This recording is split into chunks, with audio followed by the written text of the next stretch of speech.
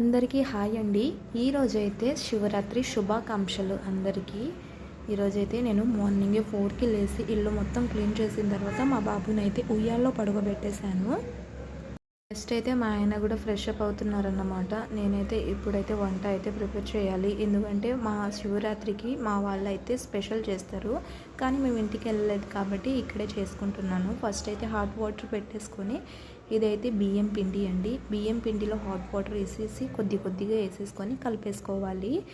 ఎందుకంటే శివరాత్రి మేమైతే ఇంటి ముందు ఇలా గుంటల్లాగా తీసి ఇలా అయితే చేస్తామన్నమాట. కానీ మాకు ఇక్కడ అంటే మేము బొగ్గు మీద ఇస్తున్నాము, అంటే ఇంటికి వెళ్ళి ఇవ్వచ్చు, కానీ మా చిన్నోడిది హెల్త్ బాగలేదు కాబట్టి వెళ్ళలేకపోయాము. ఇప్పుడైతే దీన్ని మనం జొన్న రొట్టెల్లాగా ప్రిపేర్ చేసుకునే విధంగానే ఉంటుందండి సేమ్గా.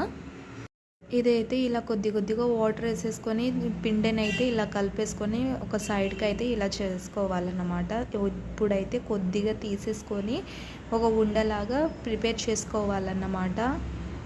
ప్రిపేర్ చేసుకున్న తర్వాత రోటీ అయితే ప్రిపేర్ చేసుకోవాలండి. ఈ రోటీ అయితే ఇలా ప్రిపేర్ చేసుకున్న తర్వాతనే మనకు మంచిగా వస్తుందన్నమాట. ఇప్పుడైతే నేను తవ్వ మీద అయితే వేస్తున్నాను. మీరేమంటారు? ప్యాన్ కూడా అంటారు, తవ్వ అని అంటారు.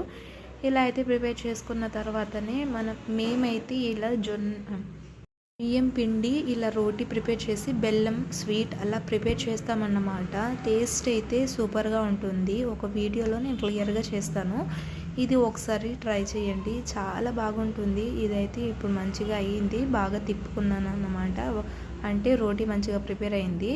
ఇప్పుడైతే మా ఆయన మొత్తం వంట ప్రిపేర్ చేశాడు. మా ఆయన అయితే చాలా వరకు చెప్పాలంటే, అంటే మేము నిజంగా నాకు చాలా వరకు అస్సలు ఓపిక లేదు. పొద్దున లేసేసరికి సమ్మర్ వస్తే చాలు నాకు నీరసం వచ్చేస్తుంది అన్నమాట టైంకి. అలా అంటే ఫుడ్ తినకపోతే మాత్రం. మా ఆయన అయితే బెల్లం స్వీట్ అలా చేశారు, తర్వాత పప్పు వైట్ రైస్ ఇప్పుడైతే నేను చెప్పాను కదా అది కూడా చేశారన్నమాట. నెయ్యి ఫస్ట్ అయితే పోస్తున్నారు మా ఆయన అయితే, ఒక్కొక్కటి ఇలా అయితే చేస్తున్నారు మా దేవుళ్ళకి అన్నమాట. ఇలా చేస్తే ఒక్కొక్కళ్ళు ఒక్కటి అంటే సాంప్రదాయం ఉంటుందండి. మేమైతే ఇలా బొగ్గు మీద చేసామన్నమాట. చెప్పాను కదా, ఇది ఫస్ట్ బియ్యం పిండి రోటీ ప్రిపేర్ చేసి బెల్లంతో ఇలా చేసాము. చాలా టేస్టీగా ఉంటుంది. ఇప్పుడైతే వైట్ రైస్ అండ్ పప్పుని నేను సాంబార్ లాగా చేసుకున్నాను అన్నమాట. పప్పు అంటే దేవుళ్ళకి ఇలా నైవేద్యం పెట్టాలన్నమాట, సాల్ట్ యూజ్ చేయకుండా.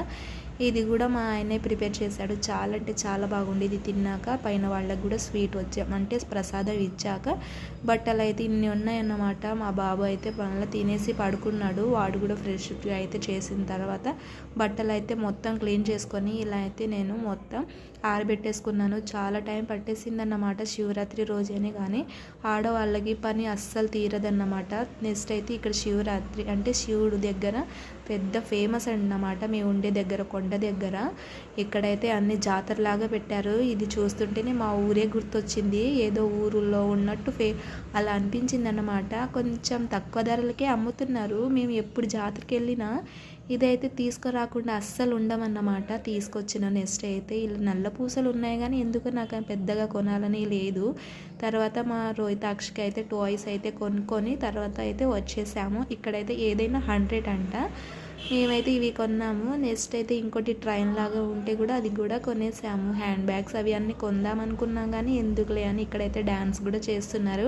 టెంపుల్కి వెళ్దామంటే లోపల అస్సలు ప్లేసే లేదు, అంత భారీగా ఉన్నారంట జనాలు అయితే. సరే అని చూసుకొని రిటర్న్ అయితే వచ్చేసాము. అందులో ఒకటి చిన్నపిల్లడు ఆకలిస్తుందని వచ్చేసాము. పెద్దగా ఎక్కువ టైం స్పెండ్ అయితే చేయలేదు. చిన్నపిల్లలు ఉంటే మనం ఎక్కువసేపు ఉండలేము. మీరైతే సబ్స్క్రైబ్ చేసి లైక్ చేసేయండి కొత్తగా చూస్తే మాత్రం.